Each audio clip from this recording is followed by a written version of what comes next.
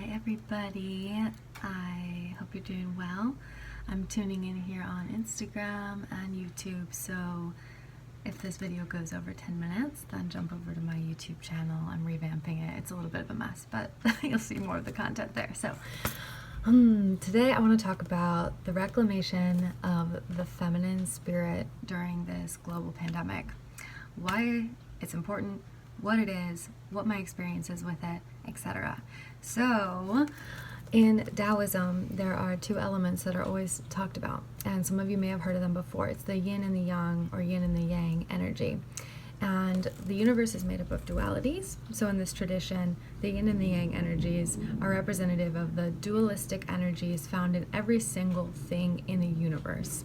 I draw from this tradition in my own teaching, workshops, meditation circles, etc. I don't specifically practice one tradition, but this has always been a really, really easy way for me to understand duality, and so this is why I'm bringing it through. So you can think about it as right brain or left brain as well. The yin energy is representative of the feminine. It is your divine rest, your flow, this softness, gentility, love, compassion, empathy, like these really, really feminine yin energies. The yang energy is more masculine, so it's the more logical, rigid, rationality based.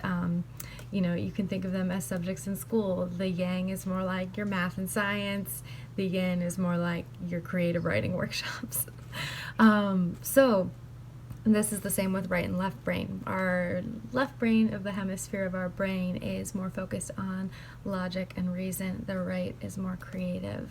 So this is kind of how I'm going to be talking about this, and I just wanted to put that there first. So our culture is predominantly left brain dominated, which means it's more yang dominated. It's more masculine dominated, figuratively and literally, of course. And so we're used to using our intellect. We're used to using our brains and our minds. A lot of us, we're stuck up here in our minds, our monkey minds, as Buddhists call it too. Whereas this yin energy, this restful energy, is not really something that we practice. In the United States, we are always go, go, go, go, go. We are working hard to reach success and like hustling, right? Hustle hard. And the yin perspective would be like align, or be creative about the way you're pursuing your success or taking your time, and that kind of mindset, if that makes sense. So we operate in a yang culture. I live in New York City. This is a very yang energy place, like truly a vortex. If you're living somewhere like Hawaii or California, it's a bit more chill, it's a bit more yin. Here, it's always go, go, go. Every single person I know has at least one job, and I know I work my ass off. I have several jobs. Many of us do. It's pretty normal here. So in my experience, I've always perceived myself as a feminine spirit, as more yin. And I believe that all of us have aspects of both of these.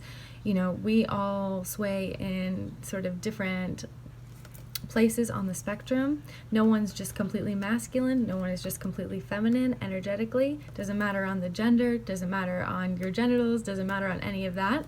It's more that we all have both sides within us because we are a part of existence, and we are a part of this reality and this universe, and therefore we are also dualistic beings. And so for me, I always considered myself a very yin person, very emotional, very gentle-spirited, and I resonate a lot with like air elements and these kinds of softer energies. Never really considered myself a super masculine person until I went to Guatemala a few months ago, and I was like in San Marcos. It took me 2 weeks to just acclimate to not being in a place where I had to constantly be working, constantly be thinking, and constantly be moving through my world based on a very logical, rational, rigid schedule. And I was kind of forced into this yin place, and I was in a space of confusion for a minute because I was like, but I thought I already was really feminine. I thought I was already in my feminine power. And honestly, it took me the whole month to really relax and to really flow, and I really stopped thinking a lot. I was just following my heart. That was one of my main lessons that I actually gained there. But everything I did every single day was based on what my heart wanted, not what my mind wanted, didn't have any obligations. And so I was moving through then, switching from this really yang place to a very yin place of fluidity, and it felt really, really good. So when I came back to New York, I had kind of prepared. I was slowly integrating back into the Matrix 3D reality and contacting people and kind of getting my work situation set up again and preparing for bringing a balance into my life of yin and yang energies, because honestly, when we're feeling balanced, everything flows so much easier. So I got back to New York. Quarantine happens, I'm sitting in my house, and what am I doing? I am totally stressed out, loading my plate up with work. And this is all super exciting. I came back really motivated to focus on my business. I had some new clients hopping on, a new project I was starting, another new project I was starting, and suddenly I was a mess on my couch in tears because I was so stressed out. And there was nobody that I had to report to. I had lost both of my support jobs at that point, and so it was just all self-induced stress. And I was coming from this space of intellectual being, of literally just planning out my schedule. Even though I felt tired, I was still hopping into projects. I was still working on my business because I was like, well, I have to, I should. All these like have tos, shoulds, these are very like left brain driven ways of thinking, very yang ways of thinking and being. And so I was sort of forced into this place of yin where I had to just shut everything off a couple weeks ago. This was actually, I think it was last week. All the days are kind of mixed up now, but I had to just stop, and I just told everybody I need some time before I respond to you. I can't jump in this project right now. I have to take a week off of this and take care of myself and do exactly what I need when I need it. And so I took a bath. I took naps. I started coloring. I started reading. I started laying on the floor and doing absolutely nothing and just letting the sunshine hit my face. And although part of me was feeling tense because I was like, but I want to be creating stuff for my business. I want to be writing my blog. I want to be doing all the things. But once I actually let go of the yang again, just kind of coming back to that space of relaxation and flow, suddenly all the creative ideas came through me.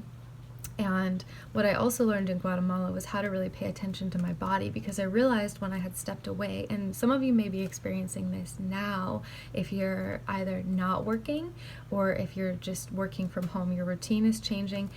We have more time and more space to really feel into our bodies.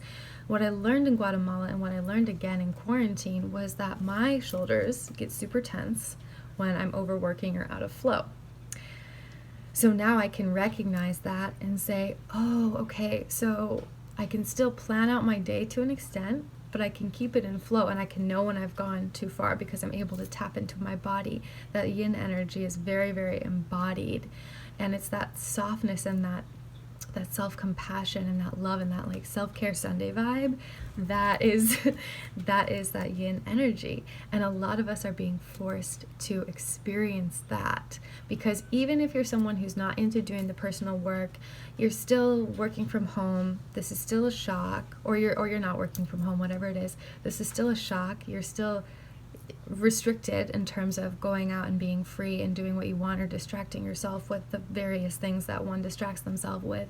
At some point you're laying in your bed before you fall asleep and something's coming up, some sort of worry, something that you're dealing with. We all do some level of internal work, and so this time I believe is really, really potent for actually looking into what that is gently and dropping into the yin space. This is not a normal for most of us, for any of us. This is a completely new experience globally and culturally.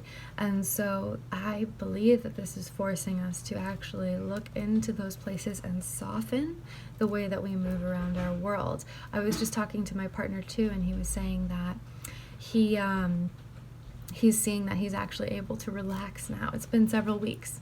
So Yeah. I feel like this is a reclamation of the feminine to bring in further balance of these elements in our world. So that, because the thing is, it's possible. It's totally possible to be connected to your intellect and connected to your heart in this very yin space, the yang and the yin. It's natural for us to be working with both of these. And our culture has veered us towards one side. And now we have this really beautiful gift to reclaim the other side. And bringing in that balance allows for so much more ease. I cannot even tell you guys how grateful I am to be kind of figuring out my flow right now and knowing when, for me, I need to stop. For some of you, you might swing the other way. You might be a very yin person, and you might be so sleepy and lovingly lazy that you're having trouble going into your yang space. We all swing different ways on so many different spectrums of life. It's a really beautiful opportunity to witness that in myself and see, okay, I can still know what I have to get going today, what I want to work on, but I can just plant the seeds, and I know when the time is right to be working on those things, and I know when the time is right to be sitting back, taking a breath, and doing absolutely nothing. So yeah, this opportunity is quite beautiful. I do not dismiss or bypass any of the hardship that's happening in the world, and of course I wish that all of this was happening under better circumstances. This is quite sad, but imagine if it didn't take a pandemic and say in the future we're all gifted 2 months off, and the things that we can do within ourselves in those 2 months, regardless of consciously doing the inner growth, inner personal work.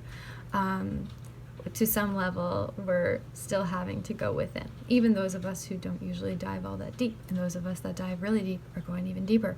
So, but yeah, imagine a world. I was imagining a world today of what that might look like to have time off so that we can all actually balance out that and destigmatize having emotion in our culture, destigmatize rest, and destigmatize just mental and physical and emotional balance within.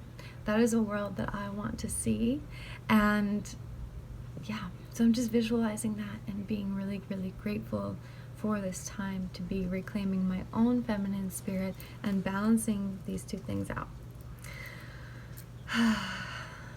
So one thing you can do, and I'll offer this before I leave, is next time you sit down, take a few breaths and feel something here in your brain, in your mind, maybe in your third eye, vibrating and buzzing. Feel something here in your heart, vibrating and buzzing, and then imagine voltage moving between the two. Or you can do right and left brain. Imagine the voltage moving between the two, connecting them and balancing them, and then see what that does for you. I hope you guys enjoyed this video. Please let me know if you did. Many, many blessings. What do I have coming up? Every Saturday, guided meditation and space holding at 8 p.m. Eastern Standard Time on Zoom. Drop me your email if you want it. Thursday evenings, Instagram Live at Where's the Kelsey is my Instagram handle. I'll leave it all below if I can get it together.